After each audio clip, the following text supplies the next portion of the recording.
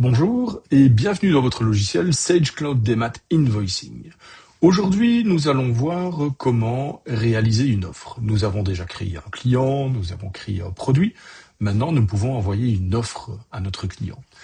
Alors pour ce faire, comme toujours dans SCDI, c'est très facile. Vous vous rendez dans l'onglet Offres, vous prenez la liste des offres, et ici, vous voyez que actuellement il n'y en a aucune. Nous allons créer la première ensemble. Vous poussez sur le bouton Ajouter.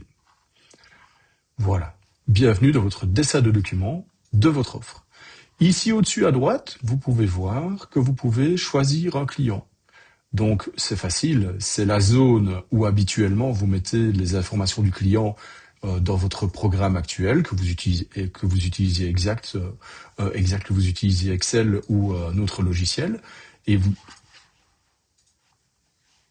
Bonjour et bienvenue dans votre logiciel de facturation Sage Cloud Demat Invoicing. Jusqu'à présent, nous avons vu la création des clients, la création des produits, et donc il nous reste à voir un point essentiel, entre autres, la création des offres. Pour ce faire, vous rentrez sur le logiciel Sage Cloud Demat Invoicing avec vos logins et mots de passe comme habituellement, et vous allez dans le menu des offres. Dans le menu des offres, ici, vous prenez la liste des offres. Vous voyez qu'elle est vide, donc ça veut dire qu'il n'y a encore aucune offre qui a été créée. On va changer ça. On peut ajouter une offre en poussant sur le bouton Ajouter. Et vous allez voir qu'ici au-dessus, vous avez une zone pour indiquer à quel client vous voulez envoyer cette offre. Nous allons cliquer et choisir le client. Alors, si vous cliquez sur la liste ici, sur le côté, sur les deux petites flèches, vous pouvez voir la liste de tous les clients. Mais si vous tapez les premières lettres du client, automatiquement, il va vous proposer les clients qui correspondent à vos critères de recherche. Nous allons cliquer sur notre client, nous poussons sélectionner, et automatiquement, le client est bien sélectionné. Alors, petite remarque, vous pouvez voir qu'ici, il n'y a pas votre logo. Pourquoi ? Parce que j'ai fait le mauvais élève et je n'ai pas mis le logo dans les paramètres de configuration. Mais vous, évidemment, ceci a été fait et donc vous devez voir votre logo. Vous pouvez mettre un numéro si vous n'êtes pas d'accord avec celui-ci. Ici, vous avez tous les champs qui ont été pré-remplis avec les dates, le numéro de TVA du client. Et dans le champ description, vous pouvez soit mettre une description libre, c'est-à-dire le texte que vous voulez. Par exemple, on va dire vous êtes boulanger, vous voulez facturer des petits pains au chocolat.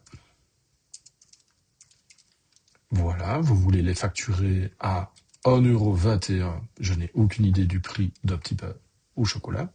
Et vous avez vendu 5 pièces. Voilà, ça fait 6,05 €. On va ajouter une ligne. Maintenant, ce qui nous intéresse, c'est de récupérer les produits que nous avons introduits dans le menu produits ici. Alors pour ce faire, il suffit de taper les premières lettres. Donc, je pense qu'on avait tapé que c'était un super produit. Si je tape sup, vous voyez que ça correspond aux 3 premières lettres du deuxième mot, et bien il le trouve. Si je tape article, il le trouve également, parce qu'il est ici. Donc, je vais sélectionner mon produit. Voilà, je prends mon super produit. Il a retrouvé le prix dans sa base de données. J'adapte la quantité, on va en mettre 2. Et ma facture est terminée. Si je pousse enregistrer, elle sera enregistrée et validée. Maintenant, je ne suis pas d'accord avec l'ordre des produits. Je vais prendre cette ligne-ci et je vais la déplacer, par exemple, au-dessus. Voici qui est déjà fait. Vous avez vu quelle simplicité ? Vous pouvez également ajouter une description, si vous voulez. Vous pouvez ici ajouter une description qui aurait été mise lors de la configuration des produits. Vous pouvez ajouter des descriptions. Donc si vous êtes dans Produits, Description des produits, ici vous avez les descriptions des produits. Vous pouvez enregistrer. Voilà. Et si vous revenez à la liste des factures, des offres, pardon, ici, ou si vous poussez enregistrer et revenir, ça fait exactement la même chose, vous allez vous retrouver sur votre écran et vous pouvez voir qu'il y a une première offre qui a été créée. Vous pouvez la télécharger pour pouvoir l'imprimer et la mettre sous enveloppe, ou alors vous pouvez l'envoyer, ça va l'envoyer par email à votre client, ou le télécharger en PDF. Exactement même action que si vous poussez sur la flèche qui descend ici. Voilà, nous venons de créer une première offre et ceci a été vraiment très simple. Vous pouvez également, si vous devez créer une offre similaire pour un autre client, vous pouvez pousser sur les 3 petits points et dire dupliquer.